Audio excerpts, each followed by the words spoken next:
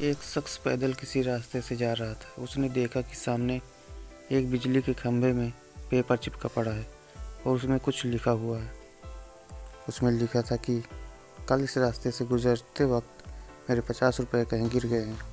मुझे ठीक से दिखाई नहीं देता है। कृपया इस रास्ते पर कहीं भी किसी को भी मेरे 50 रुपये मिले तो इस पते पर पहुंचा दे। नीचे लिखे पते को पढ़कर उस शख्स का मन वहां जाने का करने लगा। उस शख्स ने पते को याद किया और उसकी तरफ बढ़ने लगा। वहां जाने के बाद जब उसने आवाज़ लगाई तो देखा कि गली के आखिरी में एक झोपड़ी है और वहां से एक बूढ़ी औरत लाठी के सहारे बाहर निकल आ रही है। उस शख्स को मालूम हुआ कि वो वृद्धा वहां अकेली रहती थी। बूढ़ी औरत के सामने आने पर उस शख्स ने उससे कहा कि माँ जी, आपके 50 रुपये जो गिरे थे वो मुझे मिले हैं, ये रहे आपके 50 रुपये। उस शख्स की बात सुनकर बूढ़ी औरत रोने लगी और कहा, बेटा, कल से अब तक करीब 20 से 25 लोग मुझे 50 रुपये देकर जा चुके हैं।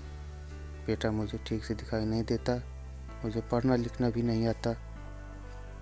न जाने किसने मेरी हालत देखकर मेरी मदद के लिए ऐसा किया है। उस शख्स के बहुत कहने पर उस बूढ़ी औरत ने उससे 50 रुपये तो ले लिए, लेकिन उस शख्स से विनती करते हुए कहा कि बेटा, जाते वक्त वो संदेश जरूर फाड़ कर फेंक देना। न जाने किसने मुझ पर तरस खाकर ऐसा किया है। उस शख्स ने सिर हिलाते हुए बूढ़ी औरत की बात पर हामी भर ली।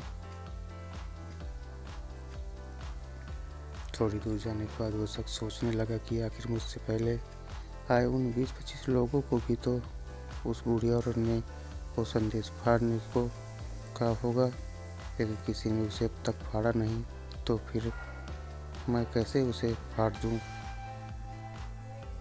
उस शख्स के मन में उस व्यक्ति के लिए बहुत ही आदर का भाव आ रहा था, जिससे बूढ़ी औरत की सेवा के लिए इस तरीके को ढूंढा। उस शख्स का मन उस व्यक्ति के लिए कृतज्ञता से भर चुका था।